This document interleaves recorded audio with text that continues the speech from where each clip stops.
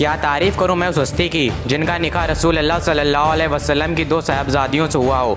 मैं बात कर रहा हूं इस्लाम के तीसरे खलीफा हज़रत उस्मान रज़ी अल्लाह ताला अन्हु की। आज के शानदार वीडियो में हम लोग पूरी हज़रत उस्मान की दास्तान को जानेंगे, तो बने रहिए वीडियो के एंड तक। दोस्तों, हज़रत उस्मान का शुमार बनु उमय्या के मुअज़्ज़िन में होता था। आपने दौरे जहालियत में राइज तमाम मुरव्विज़ा उलूम पर उबूर हासिल किया और आपका शुमार कुरैश के उन चंद लोगों में लिखना पढ़ना जानते थे। आपने अपने खानदानी पेशे तिजारत को अपना रोजगार बनाया और आप इब्तिदा में अपना सामान तिजारत को लेकर दीगर ममालिक का सफर किया करते थे। हजरत सैयदना उस्मान गनी रजी अल्लाह ताला अन्हु इब्तिदा से ही अपनी सखावत की बिना पर शोहरत रखते थे और इसलिए गनी के नाम से मशहूर हुए। आपने वसूते नबी सल्लल्लाहु ताला अलैहि वसल्लम के आगाज पर हजरत सैयदना अबू बकर सिद्दीक रजी अल्लाह ताला अन्हु तहरीक पर इस्लाम कबूल किया और दीन इस्लाम कबूल करने के बाद आपने अपना माल व असबाब सब दीन इस्लाम और मुसलमानों के लिए वक्फ कर दिया। आपकी नेक आदत से ही मुतासिर होकर रसूल अल्लाह सल्लल्लाहु अलैहि वसल्लम ने अपनी 2 साहिबजादियों हजरत सैयदना रुकैया और हजरत सैयदा उम्मे कुलसुम रजी अल्लाह ताला अन्हा का निकाह एक के बाद दूसरा आपसे किया। हजरत सैयदना उस्मान गनी रजी अल्लाह ताला अन्हु हजरत सैयदना उमर फारूक रजी अल्लाह ताला अन्हु की शहादत के बाद खलीफा मुंतखब हुए। आपने अपनी दौरे खिलाफत में दीन इस्लाम की तरक्की के लिए बेपनाह खिदमत अंजाम दी। आपके ज़माने खिलाफत तकरीबन 12 बरस तक रहा और आपके ज़माने खिलाफत में ही दीन इस्लाम की सरहदें हिंद तक पहुँच गई थी।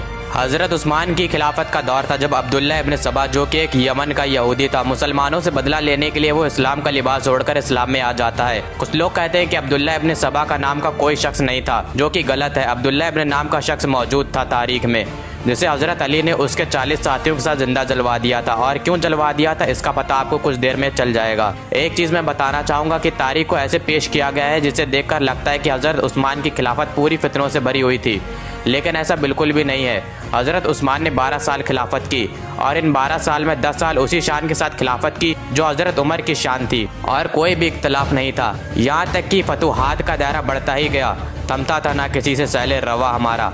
हज़रत उस्मान की खिलाफत के आखिरी वक्त में ये शख्स आया और इसने पुरानी दुश्मनी को बढ़ावा दिया। 2 कबाइल बनु हाशिम और बनु उमय्या के बीच जो दुश्मनी थी, उसने कहा कि रसूल अल्लाह सल्लल्लाहु अलैहि वसल्लम बनु हाशिम से थे और हज़रत उस्मान की जगह हज़रत अली को खलीफा होना चाहिए। और इससे भी आगे बढ़कर उसने ये तक कह डाला कि हज़रत अली खुदा है। और उसने अगला काम ये किया कि हज़रत उस्मान के वक्त के जो गवर्नर थे उनके बारे में झूठ फैलाना शुरू कर दिया।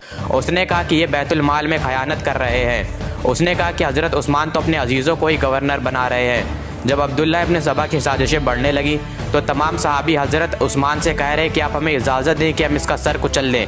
हज़रत उस्मान फरमाते हैं कि नहीं, ये मुझ पर इल्ज़ाम लगा रहा है, मैं वजाहत करता हूँ।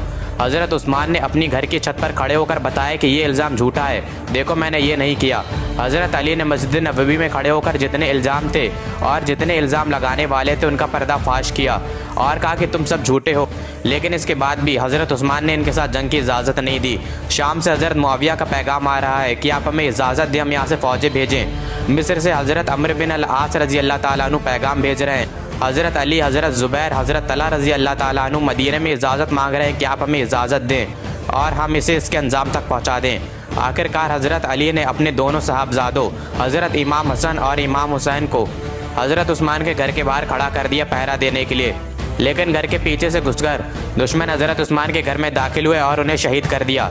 जब हज़रत उस्मान को शहीद किया गया तो हज़रत उस्मान कुरान की तिलावत कर रहे थे और इस तरह इस्लाम के अजीम खलीफा हज़रत उस्मान शहीद हो गए। इसके बाद हज़रत अली ने अब्दुल्ला इब्न सबा को बुलाया और कहा कि तौबा कर लो, तुमने मुझे खुदा बताया था।